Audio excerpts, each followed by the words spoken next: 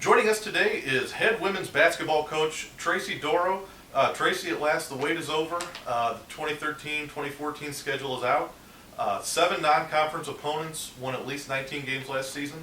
So you certainly aren't shying away from some big-name programs, Illinois, Notre Dame, Toledo, to name a few. How do you feel this will prepare your team for Horizon League play? Well, it's always been my philosophy to play the best teams. In order for us to prepare over the summer and prepare in the preseason, we need to know what we're up against, and we need to know the level that we need to prepare for. And I feel like the Horizon League is tough enough, but at the same time, our non-conference schedule, I think it's a great experience for our players to play against some of the top players in the country, and that's why we do what we do. Great. Yeah, 8 of the first 9 games are on the road, including 2 tournaments/invitationals, one in Miami, the other in Toledo. Do you see that as being sort of a catalyst for team chemistry, getting on the road, kind of spending time away off campus with each other?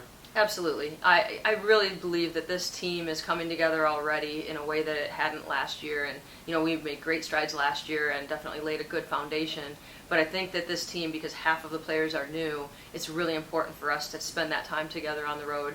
I love playing away. I love playing at home. Our fans are great. But, being on the road and traveling, we really get an opportunity to focus on basketball and team. And you're right, the chemistry is just, it should grow and flourish. And obviously time in Miami is always a positive.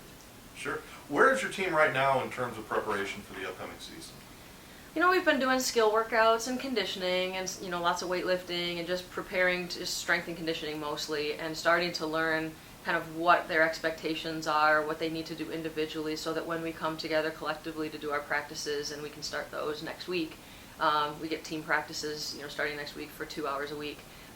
We're starting to get things and put the pieces together. I think that they're working extremely hard, and they just need to take that next step and just make sure that we're continuing to get better every single day. Sure. Obviously, Green Bay has established themselves as an upper echelon team within the Horizon League. Oakland is new to the league. Can you give us a little bit of a preview into the Horizon League this year?